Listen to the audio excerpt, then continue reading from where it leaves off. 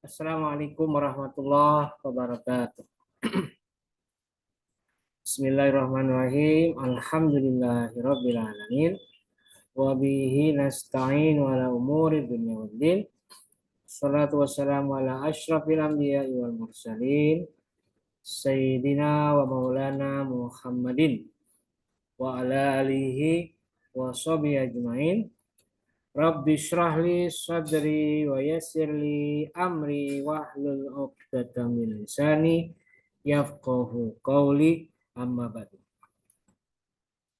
Baik, perkuliahan kita hari ini kita buka bersama-sama dengan membaca lafaz basmalah. Bismillahirrahmanirrahim.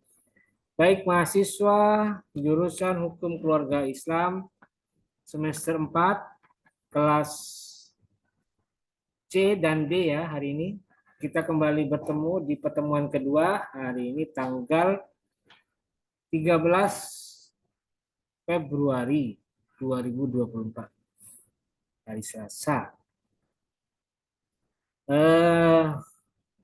Ini adalah pertemuan kedua. Setelah minggu lalu saya sudah pernah hadir di kelas HKIC dan D ya. Walaupun kehadiran saya di minggu lalu itu terbentur dengan kebijakan penundaan yang disampaikan oleh fakultas. Penundaan awal perkuliahan. Jadi sebenarnya bagi saya, khusus saya pribadi ya, itu tidak masalah. Tetap kita bisa mengadakan perkuliahan perdana di minggu lalu. Tetap. Makanya saya perintahkan kepada 1-2 orang ya kemarin, bahwa kelas HKIC dan D tetap masuk. Tetap hadir, tetap mengikuti perkuliahan. Karena ini tetap saya jadikan kuliah perdana waktu itu ya. Ya, tapi tidak semuanya hadir, tidak apa-apa. Tidak masalah. Yang penting saya sudah sampaikan bahwa pertemuan pertama kita akan menjelaskan mengenai RPS dan saya yakin semua sudah tahu. Terutama bagi kalian yang sudah membaca RPS-nya untuk MK Fikih Munakah 2. Saya yakin semua sudah baca, walaupun ada 1-2 orang yang masih belum paham. Tapi saya yakin semua sudah paham, sudah membaca dan insya Allah sudah diberikan pemahaman. Jadi hari ini kita melanjutkan perkuliahan di hari Selasa ini sebagai pertemuan kedua, bukan pertemuan pertama. Karena pertemuan pertama sudah dilakukan minggu yang lalu.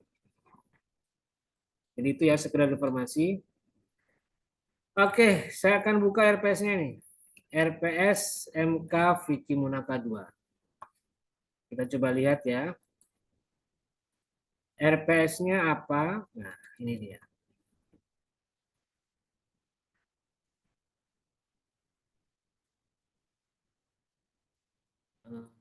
Belum muncul ya.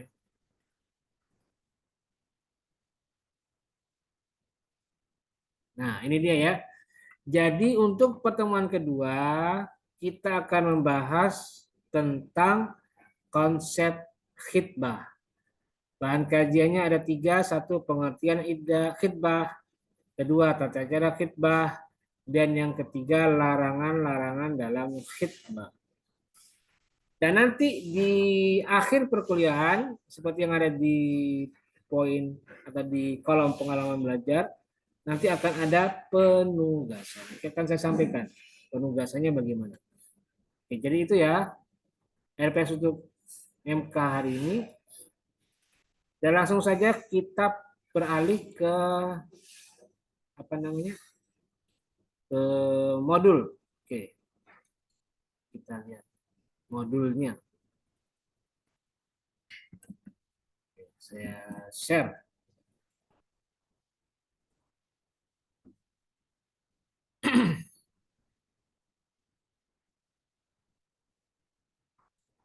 Nah, ini dia ya. Fikih Munakah 2 konsep khitbah. Ada 3 tadi ya bahan kajiannya, pengertian dan hikmah khitbah, tata cara khitbah dan larangan dalam khitbah. Baik, kita langsung ke pengertiannya. Apa pengertian khitbah? Secara ringkas, khitbah menurut Wahbah Az-Zuhaili itu adalah hiya izharur raghbati fi zawaji bimra'atin muayyanatin wa i'lamul mar'ati awwaliyiha bidzalika.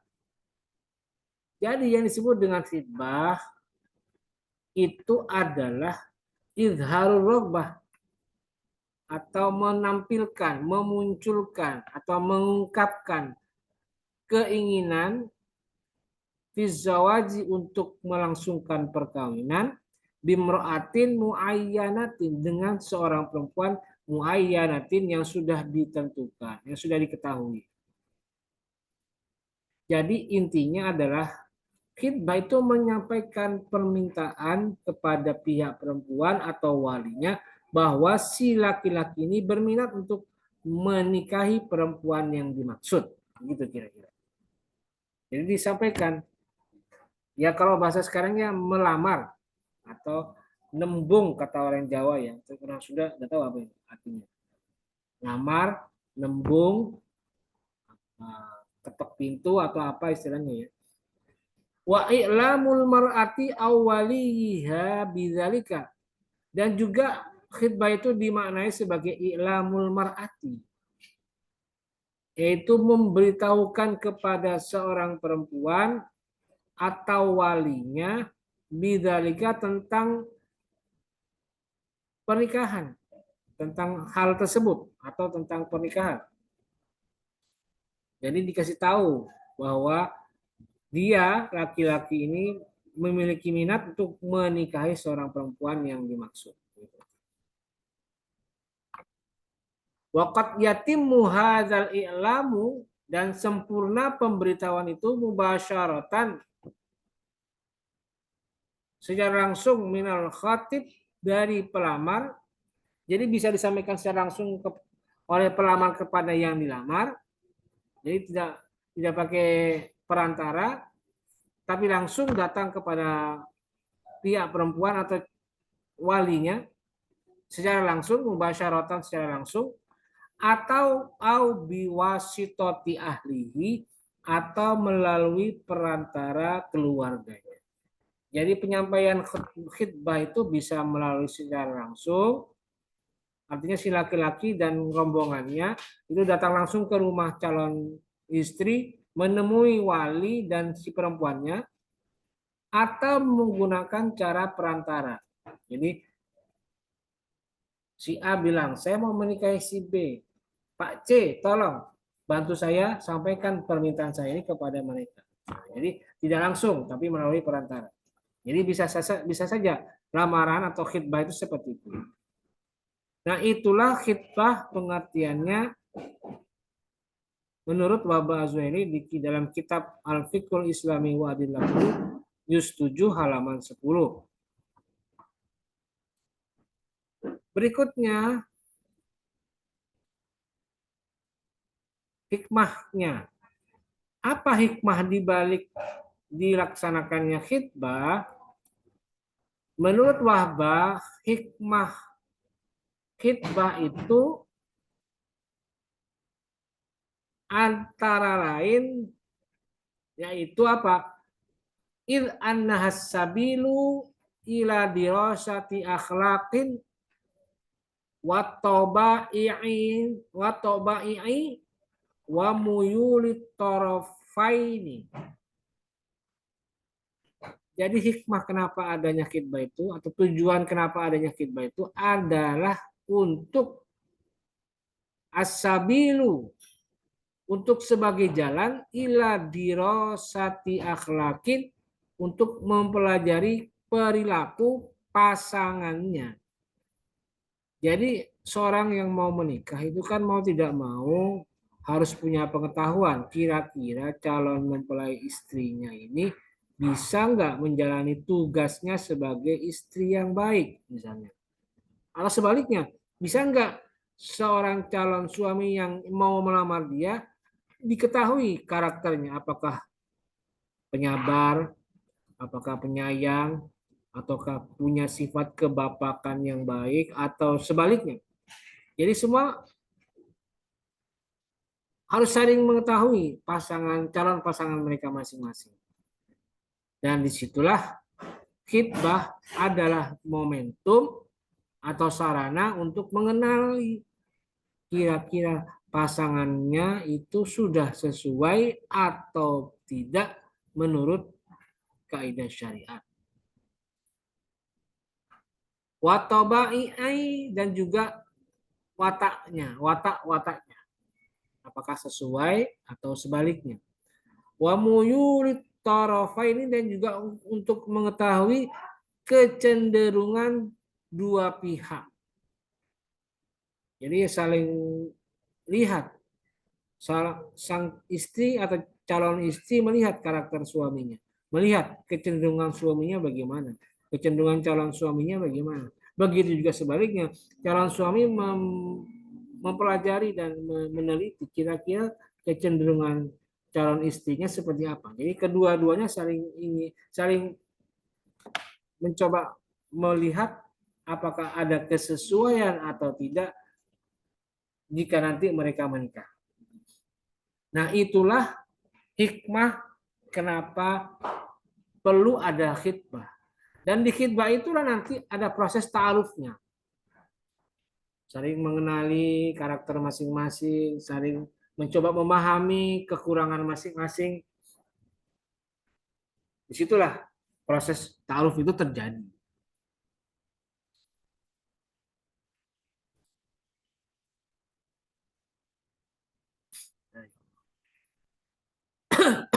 Berikutnya adalah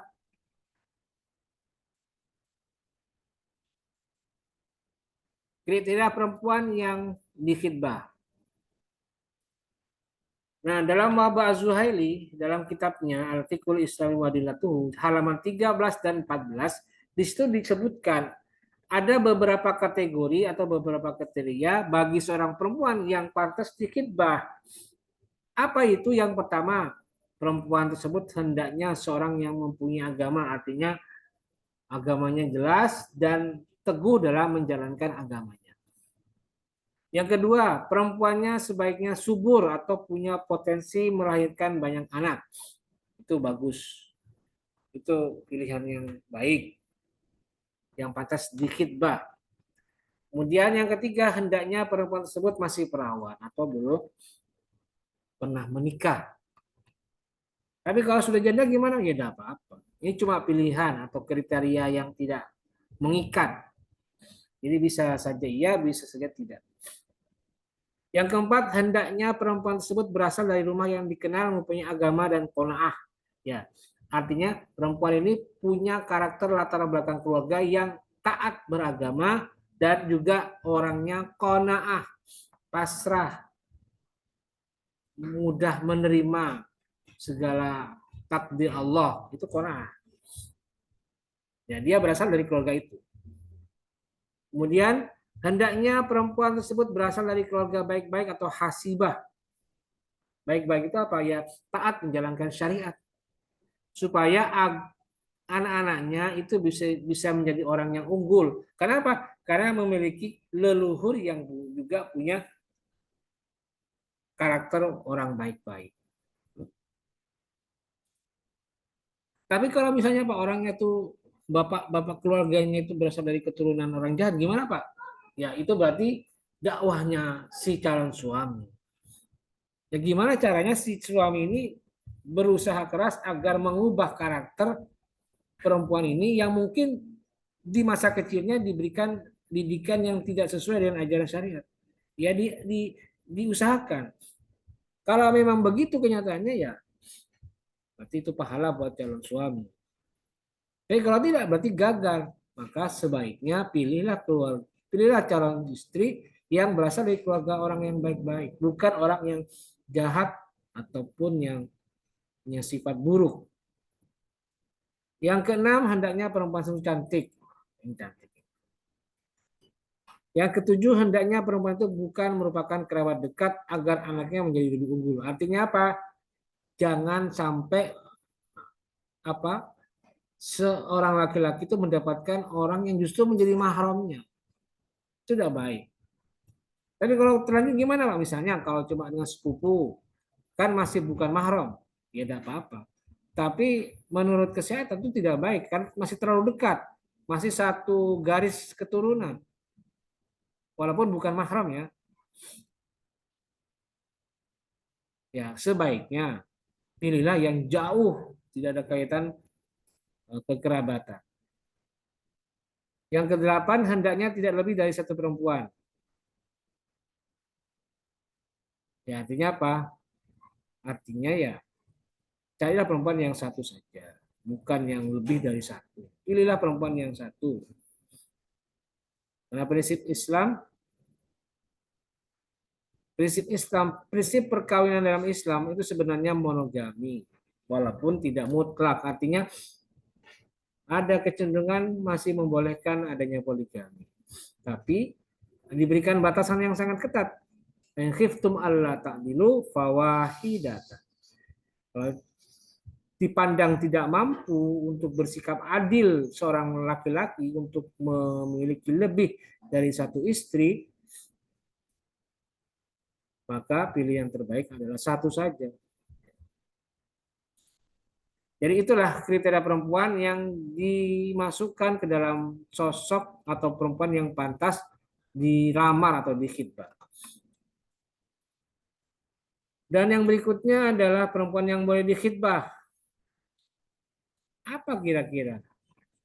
Memang adakah perempuan yang tidak boleh dikhitbah? Ya tentu saja ada. Maka kita bahas dulu, siapa mereka atau siapa perempuan yang boleh dikhitbah? Pertama syaratnya adalah Allah yuhramaz zawaju biha syar'an, yaitu perempuan yang tidak diharamkan menurut syariat untuk dinikahi. Siapa dia? Ya misalnya dalam Al-Qur'an itu ya perempuan yang termasuk diharamkan dinikah itu seperti saudara kandung, ibu kandung, bibi kandung. Itu yang bersifat selamanya. Biangkanat minal maharimi al muharramatu tahriman muabbadan. Haram yang bersifat selamanya. Atau tahriman muaqqatan. Haram yang bersifat sementara. Misalnya ukhtuz zaujah. Siapa? Saudara perempuannya istri atau saudara ipar, saudara perempuan ipar. Itu haramnya sementara. Kalau si perempuannya atau si saudaranya pernah dinikahi, kemudian dia mau menikahi lagi istri yang kedua, saudara perempuan itu tidak boleh. Karena dalam Islam dilarang mengumpulkan dua orang yang bersaudara dalam satu pernikahan. Satu waktu yang sama. Tidak boleh. Itu sementara. Tunggu sampai si saudara yang dinikahi ini diceraikan dulu. Wazaujatul ghairi, dan istri dari laki-laki lain atau istri orang. Tidak boleh. Tapi haramnya sementara. Sampai kapan? Sampai si suaminya itu menceraikan istrinya dan istrinya menjalani masa iddah, dan baru setelah itu si perempuan ini bisa dinikahi. Ini haramannya sementara. Dan yang lainnya yang mungkin sudah pernah kita bahas dulu di materi di MK Fikih Munakat 1 ya. Yang penting itu syaratnya pertama. Bukan termasuk mahram, baik mahram selamanya atau mahram sementara atau haram sementara. Yang kedua, Allah takunal maktubatan sabiqan li khatibin akhar. Perempuan itu bukan perempuan yang sudah dikhitbah oleh laki-laki sebelumnya atau laki-laki yang lain. Artinya kalau misalnya si A, ini si perempuan namanya si A atau si Siti. Si Siti dilamar sama si Ali. sudah dilamar. Kemudian datang si Ahmad.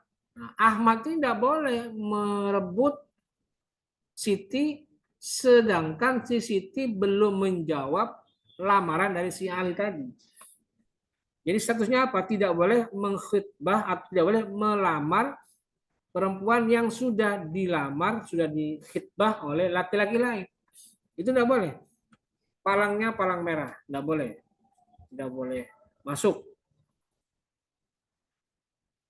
Kecuali si perempuan itu sudah menyatakan bahwa lamaran si Ali saya tolak.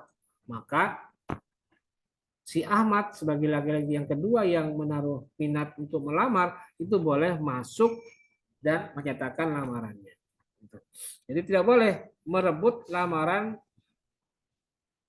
laki-laki lain yang masih dalam tahap lamaran. Kata hadis, la yaktubu ahadukum ala khitbati akhihi hatta yatrukal khatibu qablahu au yu'zanu.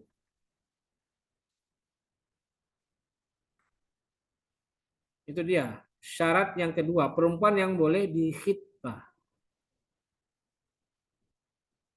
Nah, jadi itu ya, dua hal yang menyebabkan perempuan boleh dikhitbah. Pertama, bukan mahram. Kedua, bukan sedang dalam khitbah orang lain. Nah, sekarang hukum melihat perempuan yang dikhitbah bagaimana? Nah, untuk materi ini, saya akan jadikan tugas buat kalian. Tugas individual yang nanti kalian silahkan mengerjakannya sesuai dengan ketentuan. Bagaimana ketentuannya?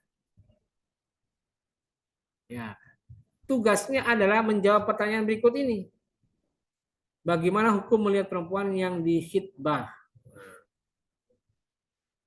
Tugasnya adalah mengerjakan melalui MS Word dengan sistematikanya. Satu, asal hukum larangan melihat perempuan asing menurut syariat. Saya sudah bantu kalian dengan menggunakan buku referensinya. Di kitab Wahbah Az-Zuhaili judulnya Al-Fiqhul Islami wa Adillatu Juz 7 halaman 18. Silakan kalian buka, di situ ada keterangan mengenai asal hukum larangan melihat perempuan asing menurut syariat. Yang kedua, melihat perempuan asing karena kebutuhan. Jadi boleh melihat perempuan asing dengan alasan-alasan tertentu. Nah, silakan kalian lihat di halaman 21. Dan yang ketiga adalah batasan kebolehan melihat perempuan yang dilamar. Itu ada di halaman 23 dan 24. Nah, itu kalian tulis dan kemudian nanti dikerjakan.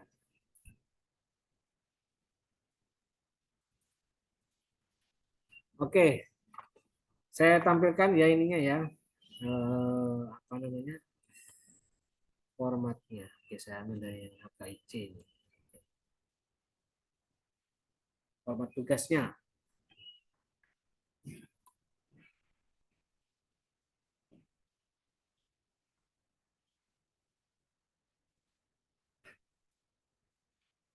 Ini dia ya.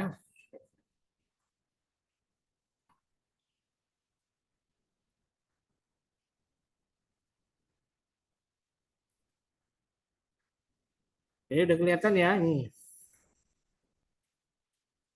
Tugasnya adalah menjawab pertanyaan. Bagaimana hukum melihat perempuan yang dikhitbah? Nah, petunjuknya adalah satu, dikerjakan secara individual. Rujukan utamanya adalah kitab Al-Fiqhul Islami wa Adillatu Juz 7 karangan Wahbah Az-Zuhaili.